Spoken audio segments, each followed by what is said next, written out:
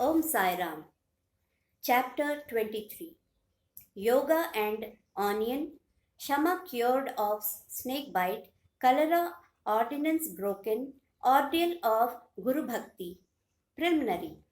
In reality, this jiva, that is the human soul, transcends the three qualities, that is sattva, rajasa, and tamasa. But being deluded by Maya, he forgets his nature, which is pure consciousness, knowledge, bliss, and thinks that he is the doer and thus entangles himself in endless miseries and does not know the way of deliverance. The only way of deliverance is the loving devotion towards the Guru's feet. The great player or actor Lord Sai has delighted his bhaktas and transformed them into himself, that is his nature. We regard Sai Baba as an incarnation of God for reasons already stated, but he always says that he was an obedient servant of God. Though an incarnation, he showed the people the way how to behave satisfactorily and carry out the duties of their respective stations, that is, varnas, in his life. He never emulated others in any way nor asked others to have something done for him. For him who saw the God in all movable and immovable things of this world, humility was the virtue. None he disregarded or disrespected, for he saw Narayan, that is the Lord in all beings. He never said, I am God, but that he was a humble servant, and he always remembered him and always uttered, Allah Malik. God is the sole proprietor or owner. We do not know the various kinds of saints, how they behave, what they do, etc. We only know that by God's grace they manifest themselves in this world to liberate the ignorant and bound souls. If there be any store of merits on our accounts, we get a desire or interest in listening to the stories and leelas of the saints, otherwise not. Let us now turn to the main stories of this chapter, that is, yoga and onion. Once it so happened that a sadhak of yoga came to Shirdi with Nana Sahib Chandorkar. He had studied all the works on yoga, including the Yoga Sutras of Patanjali, but had no practical experience. He could not concentrate his mind and attain samadhi even for a short time. He thought that if Sai Baba will be pleased with him, he will show him the way to attain samadhi for a longer time.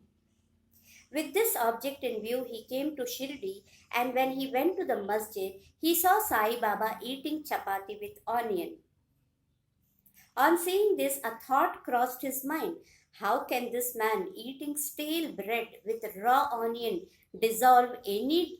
solve my difficulties and help me? Sai Baba read his mind and said to Nana Sahib, "O Nana, he who has the power to digest onion should eat it and none else." Hearing this remark, the yogi was wonderstruck and he fell at Baba's feet with complete surrender. With pure and open mind, he asked his difficulties and got their solution from Baba. Thus, being satisfied and happy, he left Shirdi with Baba's Udi and blessings. Shama cured of snake bite. Before Hemant began the story, he says that Jiva, that it can be very well compared with a parrot, and that they both are bound, the one in the body and other in a cage. But both think that their present bound state is good for them. It is only when a helper, that is the Guru, comes and by God's grace opens his eyes and liberates them from their bondage, that their eyes are opened to a greater and larger life, compared to which their former bound and limited life is nothing. In the last chapter, it was shown how Baba anticipated the calamity and that that was a befall on Mr. Mirkar and rescued him from it. Now, let the readers hear a story more interesting than this.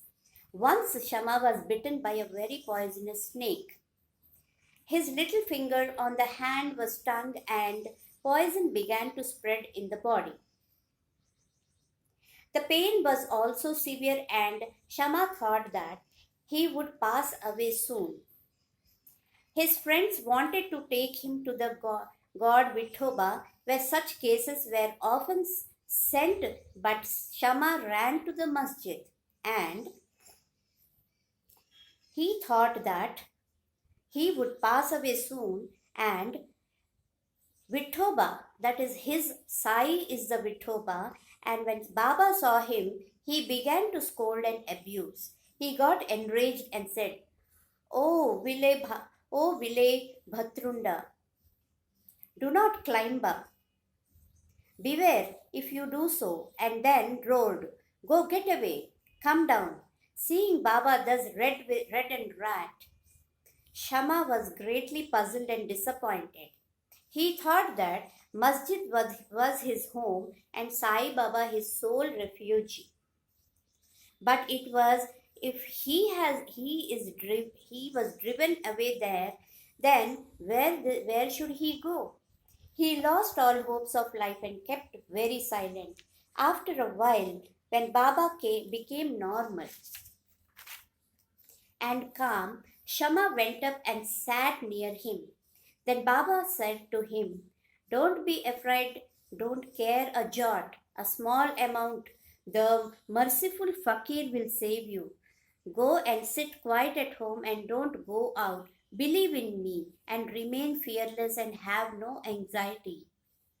Then he was sent home. Immediately afterwards, Baba sent Tatya Patil and Kaka Sahib Dikshit to him with instructions to the effect that he should not eat what he liked. He should eat what he liked and should move around in the house, but should in no case lie down and sleep. Needless to say that these instructions were acted upon and Shama got all right in a short time. The only thing to be remembered in this connection is the words of Baba or the 5-syllabled mantra, Go, get away, come down, were not addressed to Shama, but it was apparently but there was a direct order to the snake and its poison not to rise up and circulate through circulate through Shama's body. Like others well versed in Maharashtra, he had not to use any incantation, charged rice or water, etc. His words only were most efficacious in saving the life of Shama. Anyone hearing this story and other similar stories will beget firm faith in the feet of Sai Baba. And only way to cross the ocean of Maya is to remember the feet of Baba in heart. Now, let me read out the story of cholera epidemic.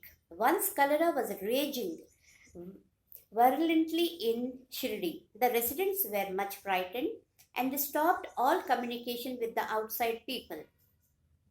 The Panch, that is, the 5 headmen of his village, assembled together and decided upon 2 ordinances, that is, as a remedy to check and put the epidemic. They were number 1, no fuel carts should be allowed to come in the village. Number 2, no goat should be killed there. If anybody disobeyed these ordinances, they were to be fined by the village authorities and the headmen.